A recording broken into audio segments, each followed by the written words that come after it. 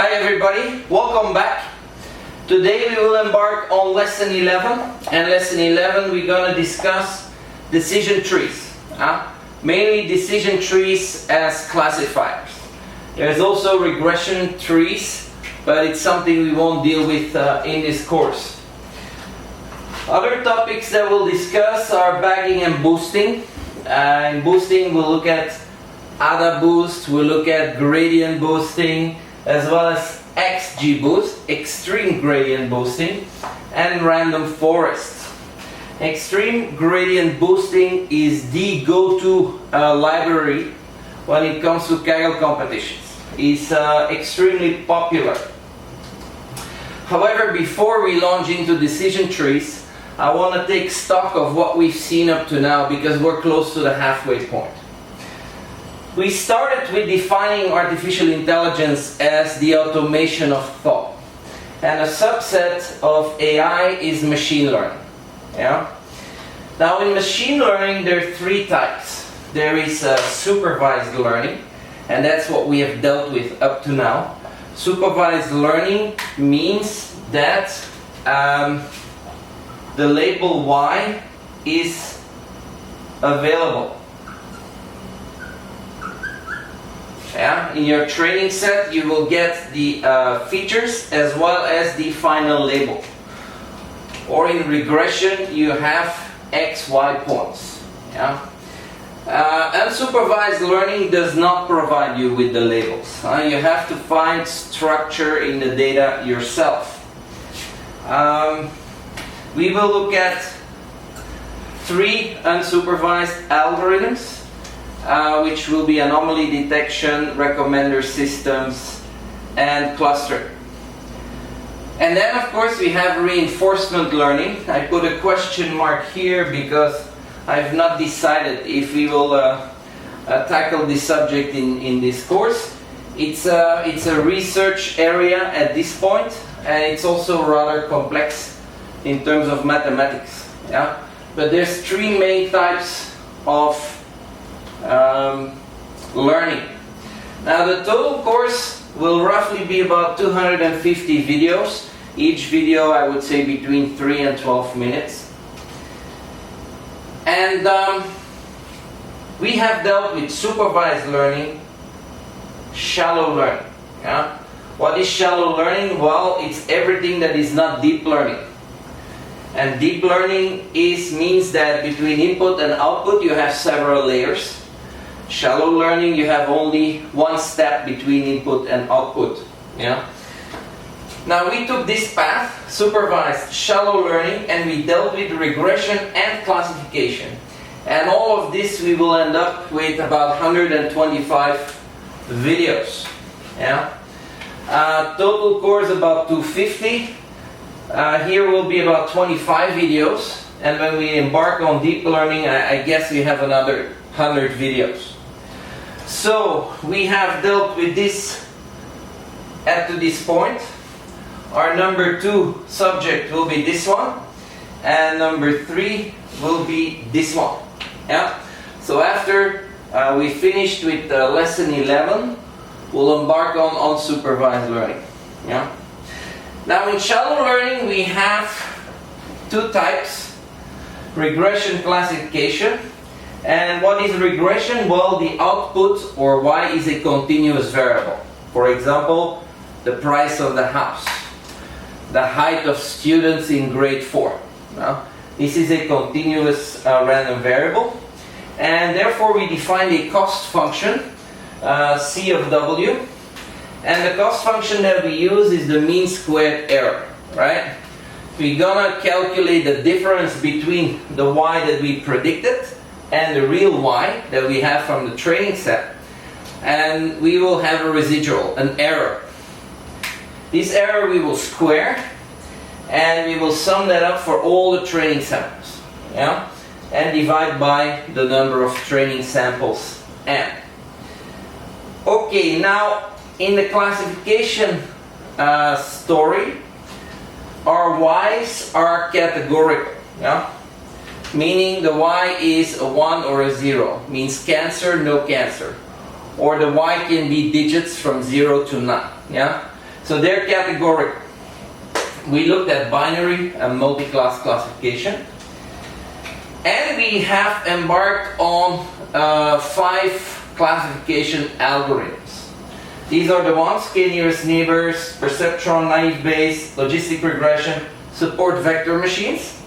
And the ones that have a green tick, we have done an exercise, a coding exercise. And today we're going to add the last one, which is decision trees, together with all these other subjects. Now we have not only explained the theory, we also provided coding lessons. Yeah? And so far the best result was achieved by logistics regression and support vector machines.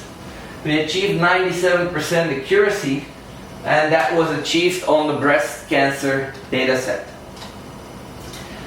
Let's quickly go over the 5 classifiers that we've seen. Yeah? We've seen k-nearest neighbors. That means that whenever I put a test point here, the label of that test point is going to be the label as its nearest neighbors. You can have one neighbor, you can have many neighbors. That's a choice the data scientist needs to make. What are the issues with k-nearest neighbors? Well, there is a curse of dimensionality. Meaning that for k-nearest neighbors, the similarity metric that we use is going to be distance. And mainly Euclidean distance. And in high dimensions, the word distance loses its significance. Yeah, it loses its meaning. Why? Because in high dimensions, all points are far from each other. And we've also proved that. The second classifier we looked at was the perceptron. You can see we've not done a coding exercise on perceptron because the perceptron is the simplest form of a neural network. And we will deal with the exercises here as well. What is the issue? Well, the good thing is that if the data is linearly separable, you will find a hyperplane that separates the data. That's the perceptron theorem. Even more, if you find one hyperplane, you will find infinitely hyperplanes. Yeah? The big caveat here is that the data needs to be linearly separable. And we've seen an example, a very simple example, the XOR port, where it was not possible to separate the data linearly. Yeah? So this is one of the main issues with perceptrons. So there is a need for nonlinearity, and the way to add nonlinearity is basically by adding layers in the middle with an activation function. Hidden layers do not give you the nonlinearity. It's the activation function that gives you the nonlinearity. And when you have multiple layers and an activation function, you have basically a neural network. Yeah? And this is all what deep learning is about. Number 3, naive Bayes. What's so special about naive Bayes? Well, in naive Bayes, you estimate distributions of your data. Yeah? And you separate the distributions. Yeah? You actually don't care about the data anymore once you have chosen your distribution. Yeah? So you separate distributions. Here you have the blue, the contour lines of the blue distribution, the contour lines of the green distribution. And if you take a test point xt, you're going to calculate the probability that xt belongs to the blue distribution and the probability that xt belongs to the green distribution. And the one that has the highest probability, that's the distribution the point xt will belong to. Yeah? So the critical part here is you have to estimate the distribution of your data. If your estimate is wrong, you won't get good results with naive Bayes. And when your guess is right, it actually works pretty good. And it's easy to implement. Number 4, we've seen logistics regression. Why do we get to logistics regression? Well, we have a scenario where y is a categorical variable, like a 0 or 1. So y is 0 and 1. And if the black points or the black clusters here represent the data, and we draw a line that is supposed to connect all these points, we see that it's not very good because the line goes above 1, goes below 0. And we know that a probability needs to be between 0 and 1. So we have found another function which is called the sigmoid function that goes like this. Yeah? And this will be a function used in logistic regression. Now obviously the mean squared error doesn't make a lot of sense here. Yeah? So we need a new type of cost function that we want to minimize. And that's why the new cost function here is minus the log of the likelihood. Yeah?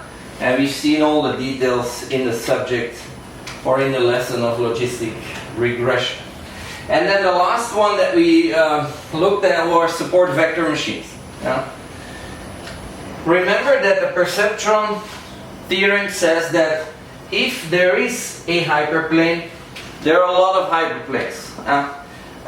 But then the question, which one is the best hyperplane? Well, this is defined by support vector machines. The best hyperplane is the hyperplane that maximizes this margin.